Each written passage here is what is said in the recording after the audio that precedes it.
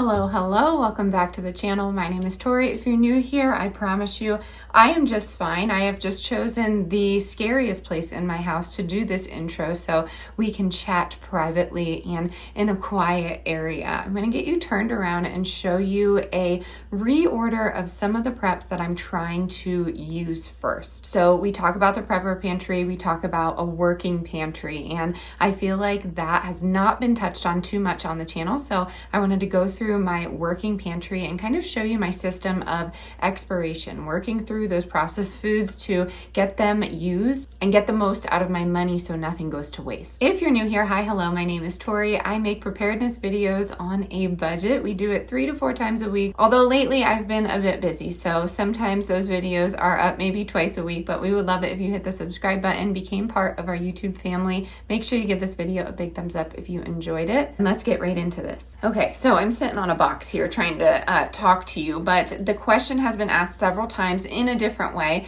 and I kind of want to address the elephant in the room, and that is the big move. We are planning to move back to our home state of Pennsylvania, and the question is, are we bringing our preps with us? And I think it's a phenomenal question. I know a lot of us may be in a similar boat. You know, some of the states that we live in are doing some pretty wild things, and we need to get to a place that's just more affordable. So again, it's a great question. I don't have a specific answer, but I'm going to try and do my best here. So I plan to bring our preps that are shelf stable back with us. So things that we've home canned, things that we have dried and preserved, things of that nature. Obviously our freezer stash, fridge stash, we can't really bring those kind of things with us, but I do feel like it's important to work through those before we leave. We do plan to leave in the fall, so that gives us a solid 6 months to work on our pantry and work on what we are going to bring with us versus what we are going to work through and leave here. So I do have to say we are very fortunate. The place that we are moving to has family and friends. We are not moving to an area that we don't know, so we know where to get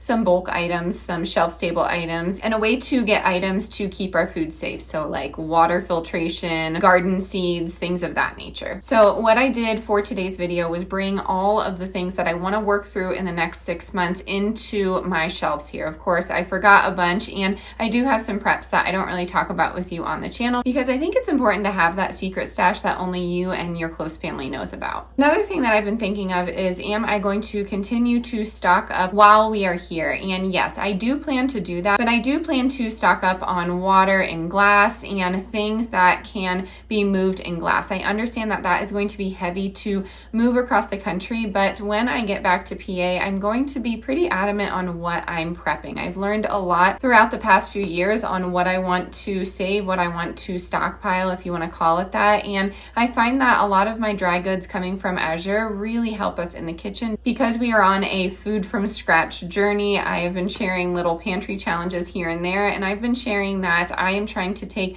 most of those easy convenience foods and I'm going to try and make them from scratch in my kitchen. So this week we tried Pop-Tarts. It was super easy. I made them with minimal ingredients and I made them with clean ingredients. Do they have sugar? Absolutely, but it's better than all of the processed junk that I see in the store. So basic items that I can store in large quantities, I'm going to focus on when we get back to PA. So I will probably do one more Azure order, and that won't be bulk items. That will just be little raw cheeses that we love. Garden seeds are in there. I do have milk powder in that order just because I didn't have any, but I will show you the Azure order when it comes in. And then when it comes to our gadgets, like generators, ways to start fires, ways to keep us warm, solar lanterns, the list goes on. Gadgets like that are not something I'm going to be stocking up on in the next few months. If a company chooses to send me a gadget like that, of course I'm going to accept that. That's the fun part about this job. But for right now, I am not full steam ahead, and I know that may be shocking to some people given it being an election year and given the rising cost of food prices. I cook 4 meals a day for my family. I say 4 because the kids snack so much, and I try and cook everything from scratch. I do like to give myself a little grace because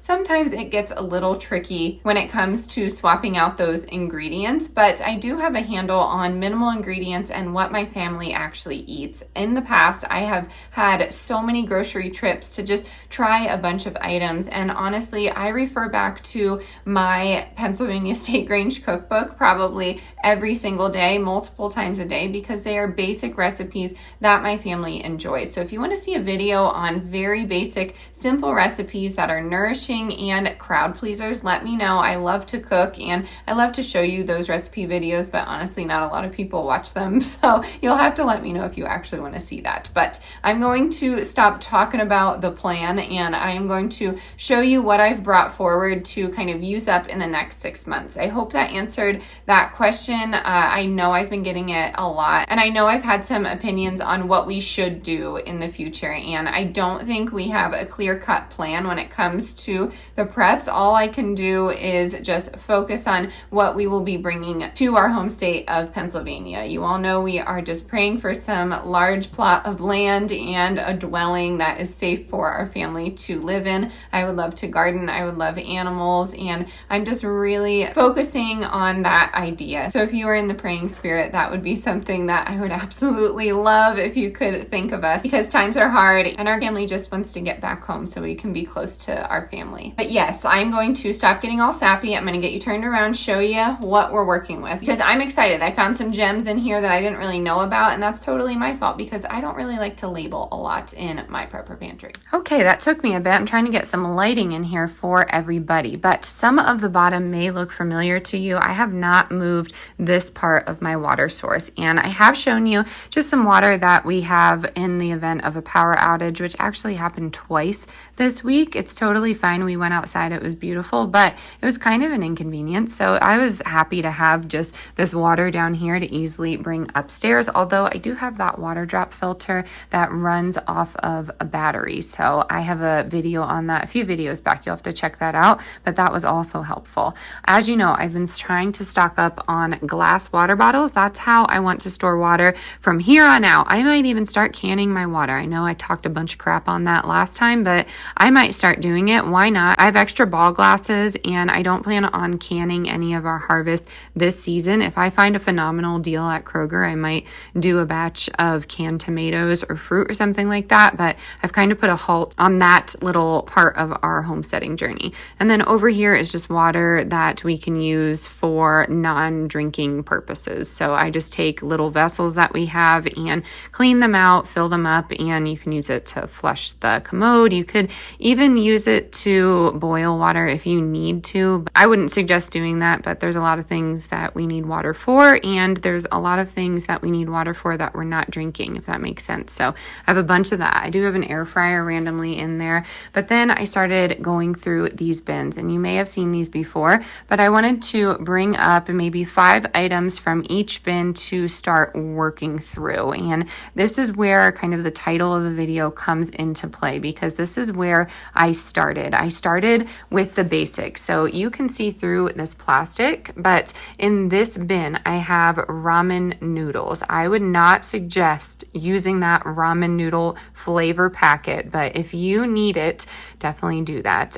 Of course, ramen is going to be an enriched flour, so that's something I'm not really stocking up on anymore. There are plenty of ramen noodle recipes out there without that enriched flour, and I urge you to look into that, because if you're going to cut anything out, try and cut out those enriched products. It is a big issue to men and women. So yeah, look into that. We have some gnocchi there. We have some polenta. We have more ramen, of course. That was just like my jam because it was cheap and I could stock up on it easily, and I could put it in a bug out bag. So I'm not going to defend why I stocked up on ramen in the beginning, but it definitely needs to be cycled out and worked through. So working through that. We also have the tortellini. I was a sucker for that. I love the shelf-stable tortellini. I think it's awesome. I put a can of pumpkin in it and just let it simmer, and then we have some pumpkin cheese ricotta tortellini, and it's super yummy. So I love having that on hand.